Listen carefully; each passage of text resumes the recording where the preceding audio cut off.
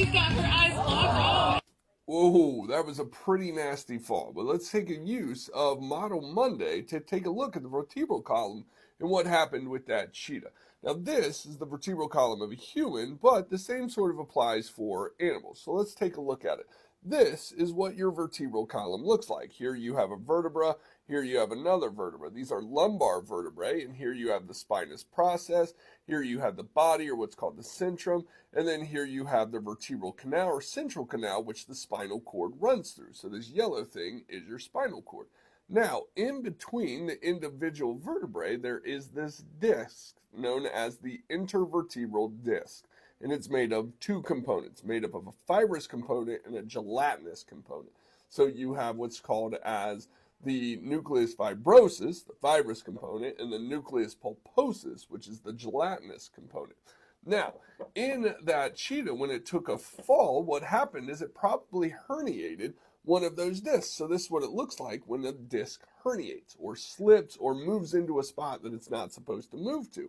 So if you take a look at this one here and we flip it sort of to the side, here is a herniated disc. So this is herniated out of sort of the back side, the posterior side, and look, it's pushing on that spinal cord and pushing on these nerves. So what happens is if it pushes hard enough on those nerves, it will pinch those nerves and prevents the signal from moving through that spinal cord down into the lower limb. So essentially what happens is the lower limbs become useless. They can't get the signals from the motor neurons coming down, right? And so what happens is the motor signals get stopped from moving into those muscles. So that's why the cheetah can't get up and it can't move those lower limbs, because it probably herniated one of these discs and now it's pinching on the nerves or the spinal cord itself. Now, that can create damage to the spinal cord and have long-lasting or lifelong effects. But with proper treatment, usually some anti-inflammatories, some steroids, things like that, the inflammation in this disc will go down and the disc will start to repair itself over time. But that's going to take a lot of time. It's going to take some therapy.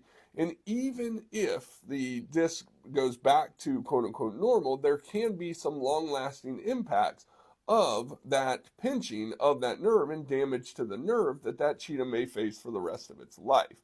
Now, many people will say that that was not a wise decision to have this cheetah running, sort of doing those things, but that enrichment and that ability for those cheetahs to run and reach high speeds is very important to the well-being of those animals. And the keepers and the zoologists that work at the zoos work to make sure that those cheetahs are basically happy and healthy.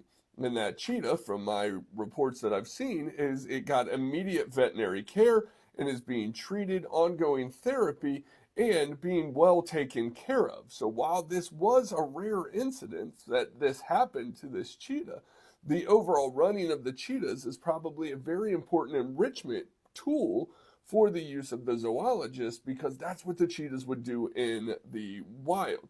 So that cheetah will get the treatment that it needs, the treatment that it deserves, and these things can happen. Actually happened to my dog, and he herniated a disc in his neck and couldn't lift his neck up above flat. When he did, he yelped crazy loud and it hurt him. But with the proper treatment, with the proper veterinary care, he's back to normal. We just can't play tug as much. Now you know. Later.